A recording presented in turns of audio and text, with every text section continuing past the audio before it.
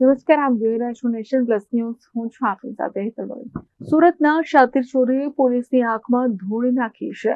મકાન માલિકના ઘરમાં ચોરી કરનાર રત્ન કલાકારની કતારગામ પોલીસે ધરપકડ કરી છે.